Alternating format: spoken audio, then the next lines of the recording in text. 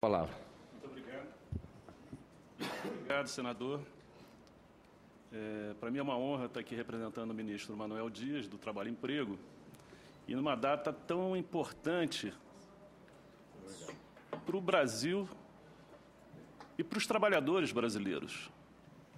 Eu, como senador Paim, também tinha 4 anos de idade, senador. Lembro exatamente, aos 4 anos de idade, lembro exatamente quando chegou a notícia na Ilha do Governador, morava na Ilha do Governador, no Rio de Janeiro, e foi aquele trauma. Eu lembro que a minha mãe saiu correndo, assustada, quando ela escutou a notícia no rádio, que era o tempo da cultura do rádio, e foi correndo para a casa da minha tia, que morava perto, e minha tia, que era uma getulista ferrenha, como meu pai também, trabalhista, eleitor de Getúlio Vargas e de Jango, e minha tia estava lá na sala chorando, agarrada a um retrato autografado que ela tinha em casa, era um dos orgulhos dela, de Getúlio Vargas. Então foi uma coisa muito traumática, e o fato de estarmos aqui 61 anos depois, lembrando desta data, eu acho que é muito importante. Quero parabenizar, senador Paim, presidente da Comissão de Direitos Humanos, senador Theomário Mota, do meu partido, PDT.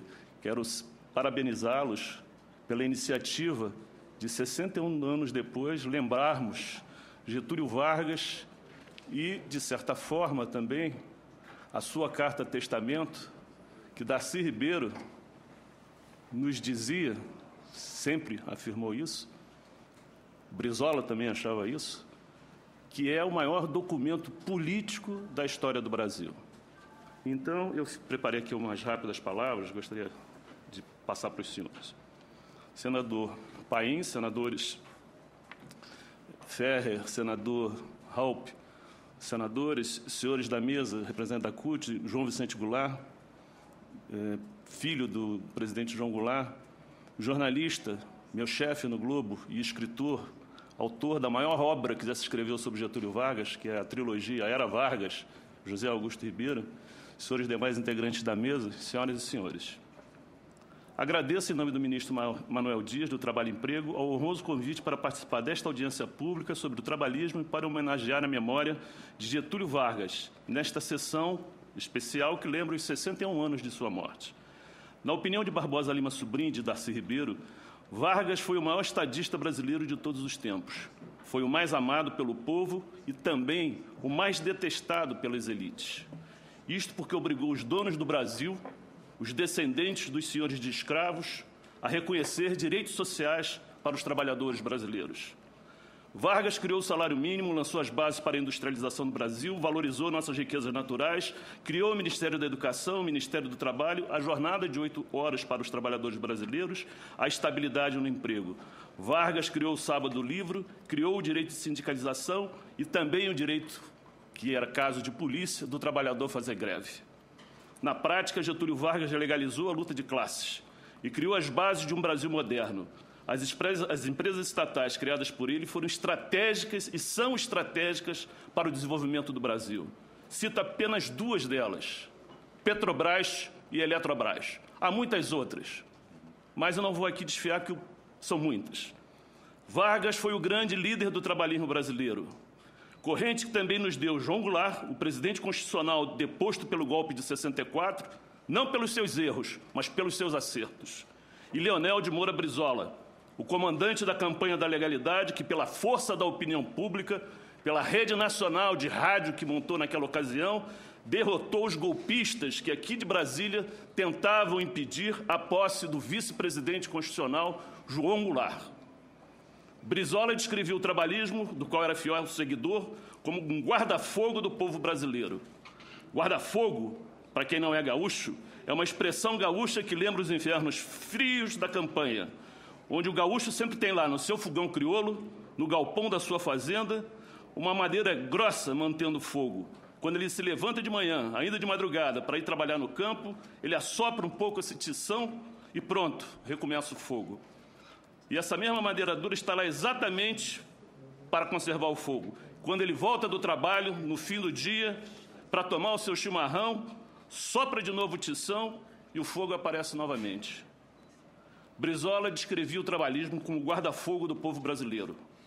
Quando é grande a impostura, quando as coisas ficam pouco claras, quando tudo fica muito difícil de compreender, quando tudo se confunde e fica difícil enxergar a luz no túnel, o trabalhismo é aquela madeira de tronco duro que mantém o fogo da nacionalidade.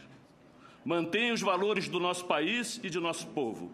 E basta um sopro para o brasileiro sentir arder seu patriotismo, seu desejo de posse plena de nosso país, posse de nossas riquezas e de nosso trabalho. Hoje vivemos dias assim. Há uma campanha para negar o inegável. O Brasil avançou e avançou muito nos últimos anos.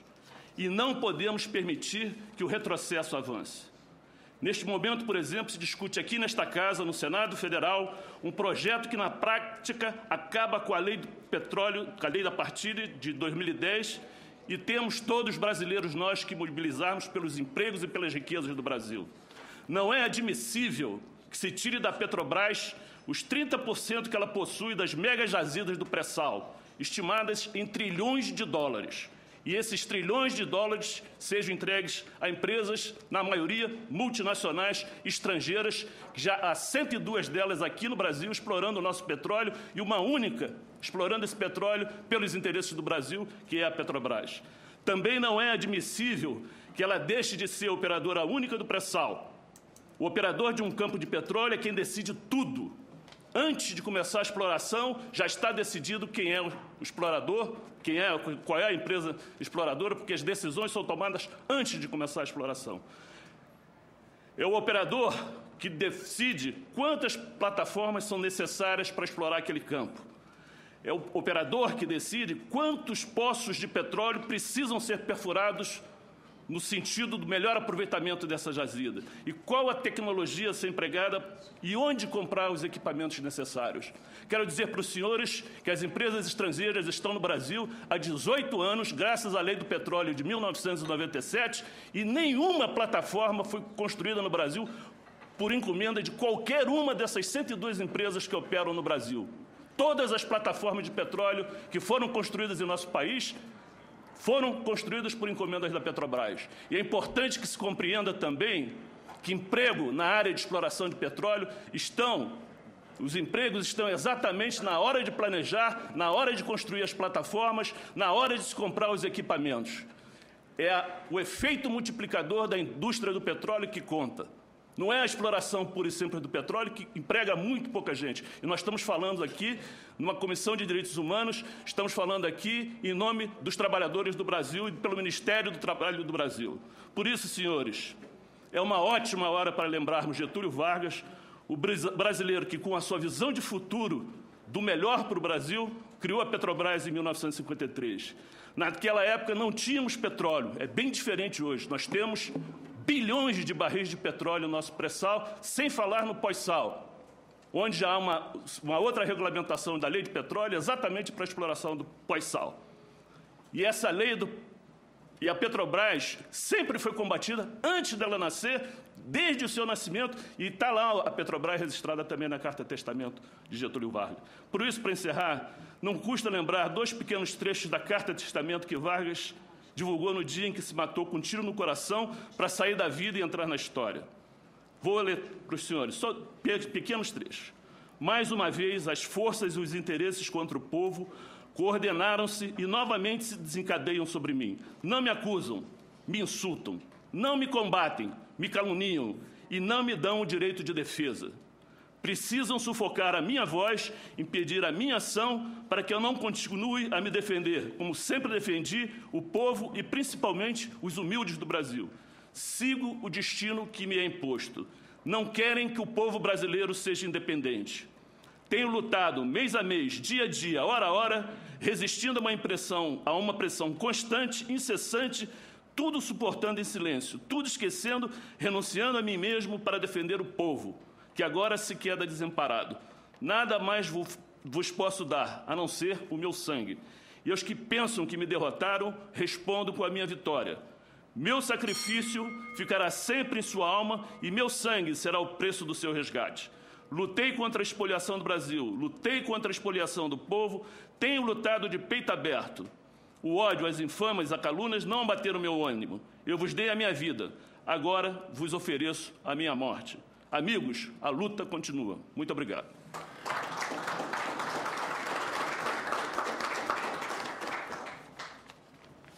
Quero registrar a presença do senador Donizete Nogueira, do PT de Tocantins, que muito nos honra, caracteriza com esse chapéu, e ele hoje disse que vou com chapéu, porque o Getúlio sempre andava de chapéu, então eu vou de chapéu hoje.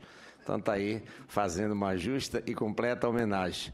Oswaldo, eu fiquei muito emocionado. Olha, quando fala da luta, e ontem eu tive a oportunidade de assistir um documentário do ex-presidente João Goulart. Olha, eu vou te contar. É uma história que o Brasil, as coisas vão se atropelando, acontecendo, senador Paim, e aí as novas gerações não vão tomando conhecimento de quantos brasileiros democráticos, né, de civilidade, né, patriotismo, né, e quantas eles enfrentaram aí a força internacional, aquela Guerra Fria, mas ali com um propósito, né? E a gente vendo aquele documentário, a gente entende quanta responsabilidade teve João Goulart em evitar o sangue, o derramamento, que ele tinha uma tropa muito fiel, que não ia fazer que não está arredar. Mas eu estava falando aqui para o senador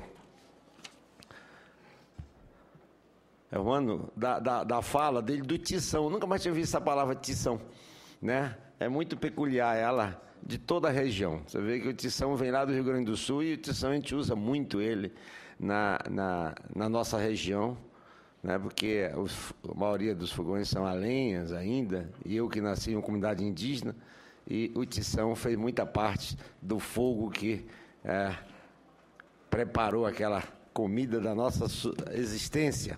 Mas continuando nossos trabalhos, olha, deixa eu falar, nós temos um videozinho interessante aqui da radionovela aqui do Senado, de 5 minutos. Então nós vamos intercalar. Depois de 2 ou 3 oradores, nós vamos passar o vídeo, que ele é muito importante, né, se vocês assim concordam. Aqui o senador Paim, ele faz a coisa bem democraticamente, né? Então a gente tem que estar sempre espelhado nele. Então, com a palavra agora, o João Goulart, filho, Vicente.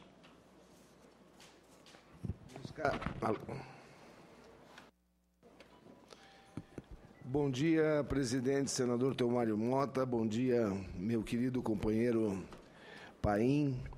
Para nós, hoje, é uma satisfação enorme estarmos participando aqui desta mesa, que representa os 61 anos do desaparecimento do presidente Getúlio Vargas. Figura esta que, sem dúvida alguma, representa o grande ícone do trabalhismo e o grande condutor de várias outras figuras que, como disse o Teomário, como Jango, Brizola e outros tantos que lutaram pelo progresso do Brasil e pelo desenvolvimento social dos trabalhadores brasileiros. Falar de Getúlio Vargas é falar, sem dúvida, no homem que deu o grande desenvolvimento da nação brasileira. Não só com o fim da política do café com leite, como também no primeiro passo para o desenvolvimento industrial do Brasil, quando, em plena guerra, ele obriga o presidente americano a vir ao Brasil e instala a primeira siderúrgica brasileira, CSN, em Volta Redonda, para que assim desse o pontapé inicial de nosso desenvolvimento. O trabalhismo, sem dúvida, foi um dos grandes movimentos de proteção aos trabalhadores e de proteção à nossa soberania, ao nosso nacionalismo. O trabalhismo nos trouxe, sem dúvida alguma, grande parte das conquistas dos trabalhadores brasileiros. O salário mínimo, o voto feminino, a sindicalização do Brasil, a sindicalização rural. O trabalhismo nos trouxe, já no período Jango, o 13º salário. São conquistas sociais que nós estamos vendo dia a dia, que a cada tanto existe um movimento de direita, um movimento das classes conservadoras brasileiras, um movimento que quer retirar, sobre vários argumentos, como disse o senador Paim no começo, que são direitos inequívocos já conquistados pelos trabalhadores brasileiros. Direitos não se retrocedem. Direitos nós não podemos retroceder, temos que avançar. E quando se propõe esse tipo de avanço é que se criam estas classes conservadoras que se criaram em 54, que se criaram em 61, que se criaram em 64 e que estamos vendo grande parte hoje da classe conservadora brasileira tentando impedir e até falando em impeachment de um governo democrático legitimamente eleito, que é o governo da presidente Dilma. A minha preocupação no dia de hoje, que inclusive o dia de hoje também é o dia da geração de uma grande crise no Brasil, é o dia da renúncia do presidente Jânio Quadros, 25 de agosto, e que isso nos traz à memória estas crises que o Brasil superou naquele momento, nos traz à memória a posição do governador Leonel Brizola, talvez um dos movimentos políticos mais importantes dessa nação, que foi a resistência ao golpe de Estado, através do movimento da legalidade do Rio Grande do Sul. E vemos também estas novas pressões sobre o Congresso Nacional de retroceder os direitos dos trabalhadores. O senador Paim aí é um dos líderes que tem lutado e levantado o grito para que não aconteça esse tipo de retrocesso. Vieram novas teses e dizem que a CLT, como disse o senador Paim, está superada. Nada está superado quando são direitos emanados e conquistados pelos trabalhadores. Fala-se aí hoje numa reforma fiscal que possa endireitar o Brasil. Uma reforma fiscal que sempre, como dizem os sindicatos, os sindicalizados, os operários sindicalizados, sempre cai em cima do lombo do trabalhador. Ou seja, para reformar, para redirecionar a política fiscal, temos que propor o sacrifício dos trabalhadores. Aconteceu isso em 54, quando o Jango, apesar de ter encaminhado o projeto de 100% de aumento do salário mínimo, que há muito tempo não tinha tido no Brasil a recomposição salarial, veio o manifesto dos coronéis. Coronéis estes, tais qual o Golbery, o Denis, o próprio Cruel, são signatários desse manifesto, que depois vieram ser os generais de 61 e de 64. Eu não acredito hoje, e é bom nesse momento de falar do trabalhismo, de falar do presidente Vargas como grande condutor, de que houve sim, em 61 e 64, um impedimento de impedir que o continuismo das propostas dos direitos dos trabalhadores, que Jango, quando no governo, que aprova o 13º, propõe as reformas de base para esse país. Até hoje, 50 anos depois, nenhum dos governos democráticos se animou a tocar, por exemplo, na lei de remessa de lucros. 50 anos depois, nenhum dos governos democráticos se propõe a fazer a reforma bancária. 50 anos depois, a nossa educação e a nossa saúde pública continuam do jeito que está e que todos nós conhecemos. Nós precisamos unir a sociedade brasileira, unir as forças populares, porque nesse momento de perplexidade, a pior coisa que existe é levantar as mãos e render-se. Paim, senador Telmário, do nosso partido, está na hora, acho eu, de propormos novas reformas. Reformas para os trabalhadores, porque não avançar, em vez de retirar os direitos desses trabalhadores em nome da figura de Getúlio, em nome da figura de Jango, em nome da figura de Brizola, aumentar os direitos? Por que não temos cotas para os filhos dos sindicatos nas universidades? Por que não propormos uma participação no lucro das empresas? Por que hoje as nossas montadoras que estão aí no Brasil têm de ter incentivos e têm que se retirar dos trabalhadores? 5 bilhões. Então, em nome do presidente Getúlio Vargas, em nome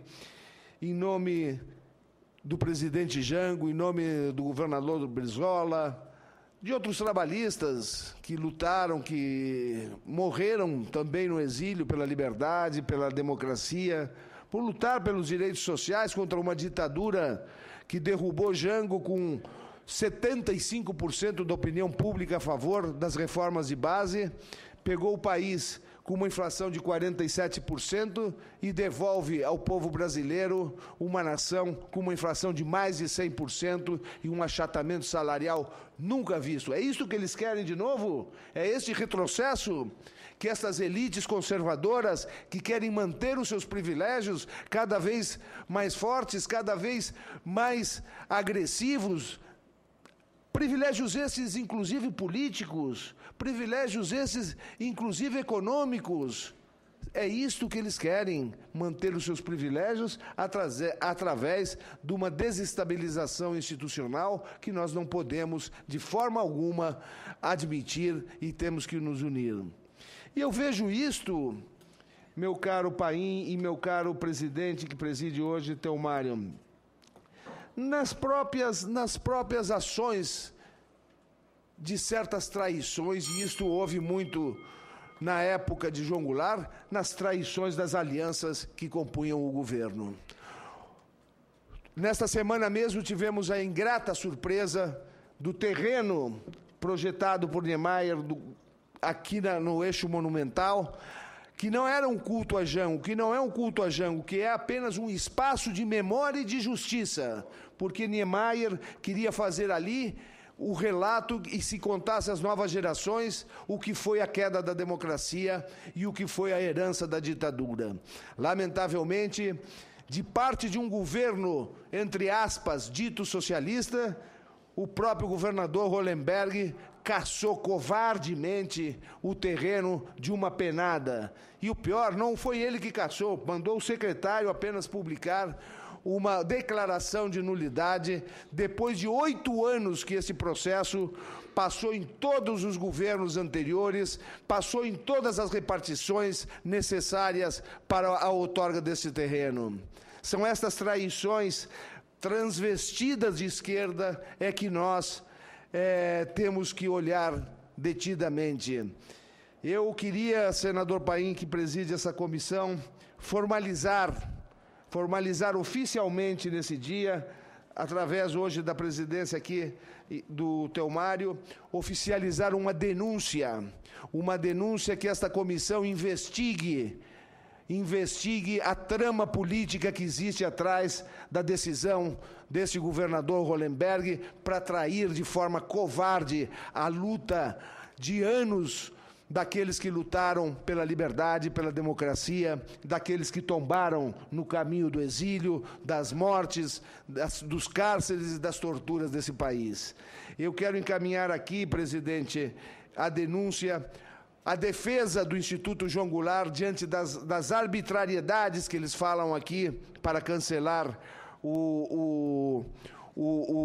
a cessão de uso do terreno, que inclusive não é uma doação, como alguns órgãos de imprensa tentam dizer, é uma cessão de uso onde tudo que se faria naquele terreno passaria a integrar o patrimônio do GDF. Eu quero deixar para que se investigue. Também quero agradecer aos senhores senadores, porque o governador Hollenberg está atropelando a assinatura de mais de 50 senadores que assinaram a favor do memorial, e esta é a casa que nós devemos fazer essa denúncia. Peço-lhe, presidente Paim, que encaminhe essa denúncia aos órgãos competentes e que chame os responsáveis, chame o Ministério Público diante disto que nós estamos denunciando, que é uma cassação política, é uma cassação que as elites aqui de Brasília não querem escutar e nem querem um espaço de memória e justiça que conte ao povo brasileiro e às novas gerações a grande queda de nossa democracia. O dia 1º de abril de 1964, que nos trouxe 21 anos de ditadura. Eu encaminho isto e, em nome do presidente Getúlio Vargas, em nome de Jango e do trabalhismo, quero dizer que a nossa luta continua e que ela não vai parar por aqui. Muito obrigado.